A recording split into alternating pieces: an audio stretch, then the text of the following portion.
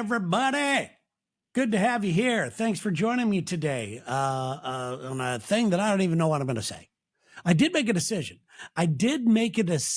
Though, and I think this is pretty exciting. And some of you may want to follow along with me on this. I made a decision to delete my mental health so I could focus more on my social media. You heard me right. I don't think a lot of people are doing enough of that right now. I think that I may be on to what might be a recipe for success. Forget about your mental health. Focus more on your social media and stirring some shit up. That's what it's all about. It is crazy out there right now, isn't it? It's nuts, especially after that assassination attempt on Trump. I don't care if you vote for him or not. I don't care any of that stuff. That's a wrong thing. That kind of pissed me off a little bit. I do remember being not the biggest George W. Bush supporter, but that day that those people like threw a shoe at him right at his head and he dodged it real fast, which is pretty cool. I just remember that, and I remember being angry. I don't know, but even if I vote for the guy or not, it's still the guy who's your president. I don't think enough people really think this way, right? Especially now. I guarantee you there are no people out there since Biden is our president.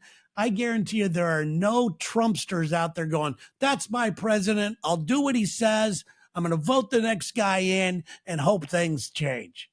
Nobody does that anymore. Am I the last guy in the world? You don't have to like the guy, but he's still representing the United States. Oh, don't get me started. This is not why I don't want to talk about this. But life has actually been a little screwy for me the last week or so, week and a half. I don't even want to say screwy. It's been pretty tough in certain aspects of my life. Some very personal things are going on right now that I don't feel it's time to share yet, or even that I have the right to share, because they aren't necessarily about me. But they are, and talking about it, I don't want to make it seem like it's turning in to be something about me. It's about some loved ones, and it's rough. It's very, very rough right now. So I'm going through that. I've also been very busy, very busy. I created a brand new game show that is going to be on Facebook. Facebook Live is the plan to do that. Now, I don't know how long they're going to allow me to continue to do it on Facebook once I get it going, because the content itself, I've got to walk around a few issues of it. But if you want to follow along and you want to actually win something, I will actually have prizes. If you want to participate, be one of the contestants, you will win something. Follow my Facebook page, okay? Because it's going to be happening there. And I have no idea how long that Facebook is going to let me put it up there. So I'm also in the process of having a plan for the show to move somewhere else where I don't have to uphold somebody else's rules or regulations. But I'm looking forward to this, to getting this thing going. I have a cohort right now that I am auditioning. I'm serious about this. I'm taking this serious. This could be a lot of fun. So there you go. So I was just down getting a coffee. Before I do this, I'm not sure exactly where I'm going to go, but I do know that I need some caffeine. So I just went downstairs, had coffee, pet a couple dogs, which was fun. The little dog jumped in my lap as I was sitting there by myself, and the woman was horrified, said, "Oh, I'm so sorry. Obviously, you don't know me, lady." I was willing that dog to jump in my lap. We were communicating telepathically, and that little beast jumped up on my lap and licked all over, and I loved every frickin' second of it. So don't apologize to people like me. But a message came through. I said that I was going to come in here and do the show, and somebody actually asked a question, went to terryjames.com. It popped right up, and it said something along the lines of, I didn't print it up, but it said something along the lines of, I'm having trouble aging.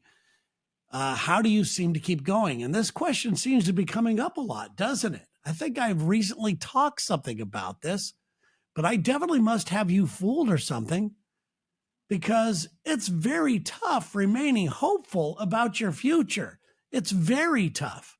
And I do not want to put off the aura that I have got this shit down by any means. I do know this, and I've known this for a long time, ever since I was 15, that we have a choice whether to remain hopeful, whether to go to the scourge route, whether to throw in the towel or to double down on your talents. We always have a choice. Everybody has a choice of how to handle any situation. Illnesses, job loss, new jobs, where to go, what direction to turn? Do I turn right or left today on my way home? Your whole life can change just by making a simple decision like that. So overall, though, I am a very hopeful person, and I'm pretty sure I know where that came from.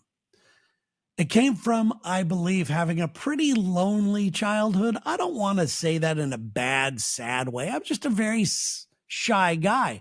I don't even know if I had a shitload of friends if I would have opened up enough to not be lonely. But the truth is, I was afraid of everybody and everything. And yeah, being lonely out there, there's a plus to it, I think. It can really shape your imagination. It can really train you to either go down a real bad road.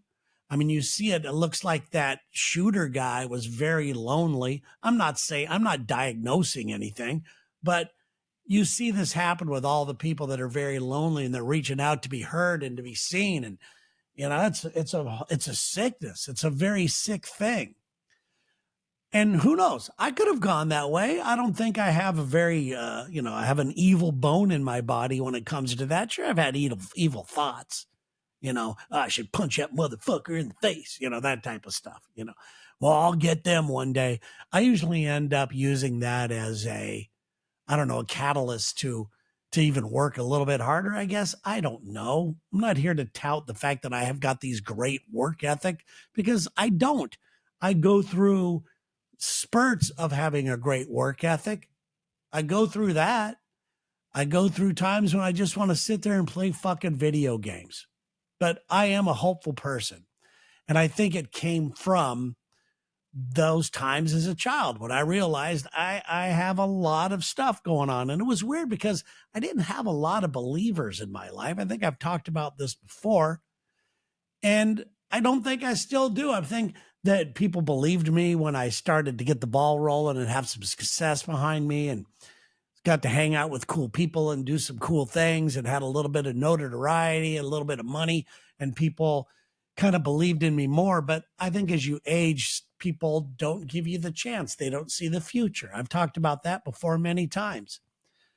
And I thought I needed, like when I was younger, I remember working at the supermarket, and I thought that I needed a life partner to help me navigate through life because people that knew me when I was younger, they didn't have a lot of hope for me. I mean, they didn't come out and say you suck, but I could tell by some of the actions that were being done, some of the charity that was pushed forward to me, that they realized that things weren't all that easy. So I remember working at the grocery store thinking that, when I go in there, I was so happy to work at the grocery store. I don't remember exactly what my hours were, but I do know what my job was. My job was to sweep the floors and polish the floors. And I would have to get in there at about 3 a.m, 4 a.m, and get that stuff done before the store opened. And I would also be doing some other things as the store is opening. So I had times when I would be working in the solitude by myself, just mopping the floors and doing that. And then when the doors opened, I saw people coming in and starting their day and getting things for the rest, what they're going to do for dinner that night. And it filled me with excitement.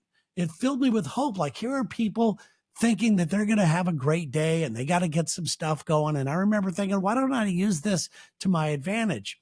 If I do need a life partner to help me navigate through life, if I obviously don't think I could do this on my own, just maybe one day, my life partner, my wife, will be on the next aisle over as I come around polishing the floor. Because we all know that a guy with a mop in his hand is a great leg spreader, isn't it? We all know that that's the way to get the bitches. Hey, look at me and my... Anyway, Anyway, but I loved working. I loved working because it gave me hope. It just made me feel good. And I'd go home from work and then I would be reminded of every single thing in my life that was lacking: friends, love, hope, all that kind of stuff. I'd spend the rest of the day watching other people spend money, watching other people buy lunch and going out with their friends and making plans for their future, whether it's an upcoming vacation or they're going to go to college somewhere or they're going to do something like that. This was where my hope was at work. I had only looked forward to my very next shift at the grocery store. I think that was the ground zero for me developing a hopeful attitude. And I think it caught on and it spilled over into other aspects of my life. That hope actually turned into believing that I too deserve some goodness in my life. You know,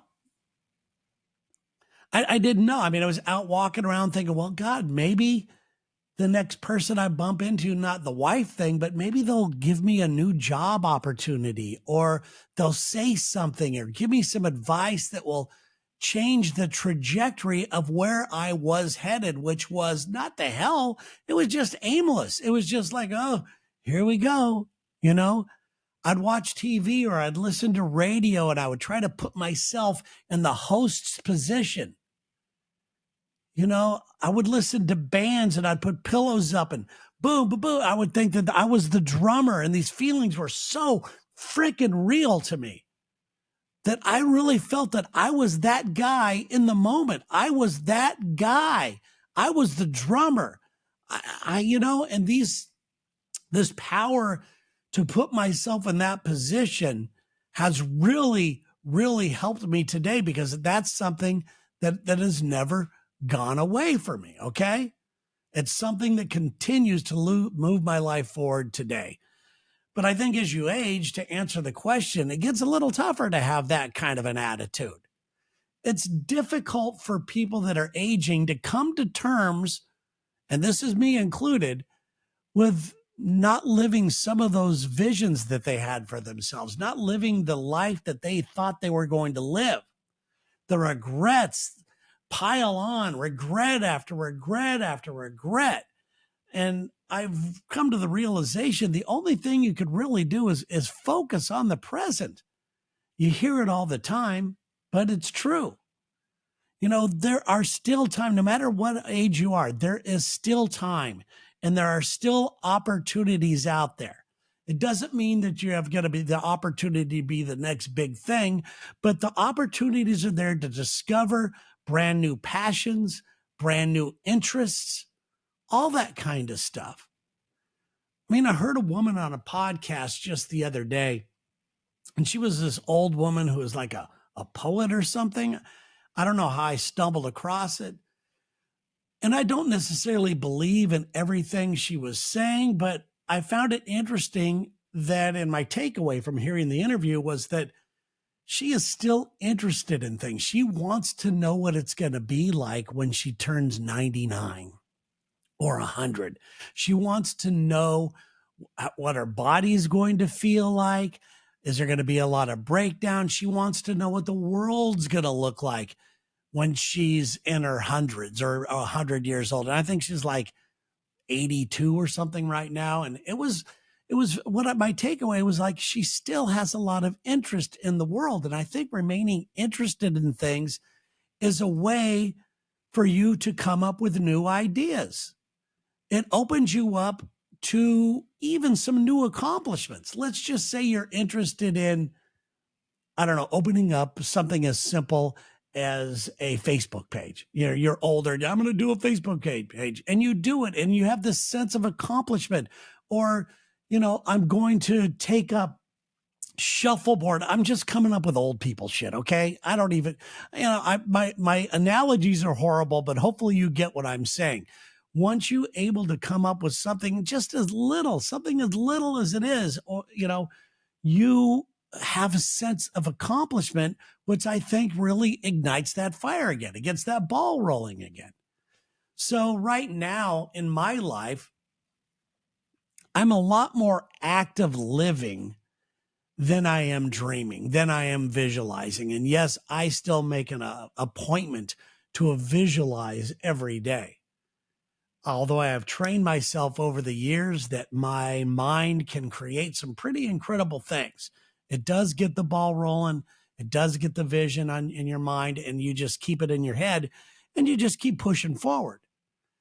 But in reality, the truth is the past is gone. It's gone. All we have are the stories. And God damn it, I tell so many freaking stories that it looks like I'm trying to live in my past, but I'm not. You know, the future isn't guaranteed, but I still would like to have some sort of future. I still think you need to plan for the future. I still think you need something to look forward to. A lot of the Stoics are always talking about, the past is gone, the future's not guaranteed. Got to be in that moment, live in that pocket, which I completely understand and I completely believe.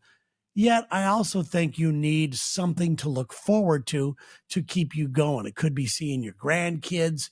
It could be a vacation. It could be something, going to dinner with somebody that you're going to have a great conversation with. You need that stuff. So I am out there, and Dee actually talked about that on the radio show today. He talked about how I am one of those people that he knows that goes out and actively tries to collect experiences. I love experiences. And I've had some great experiences. I've also had some very bad things that I have experienced. But either way, those are experiences, and you learn from the good or the bad experiences. To me, an experience is an experience. Okay. There's no definition between, there's no difference between a good experience or a bad experience. It's just an experience that you have a chance to take away something to learn from.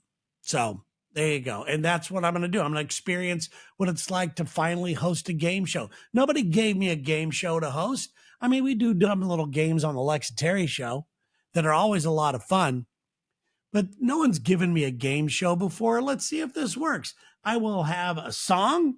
I will have a sidekick / announcer. I will have contestants, and I will have prizes. And I think that you should probably follow along and see what happens. Either way, it's going to be a crash and burn, or it's going to be fun and a success. But once again, that is an experience that I'm going to get to have. So there you go. Hope you guys have a great day. I will talk to you a little bit later on. Thanks for being here.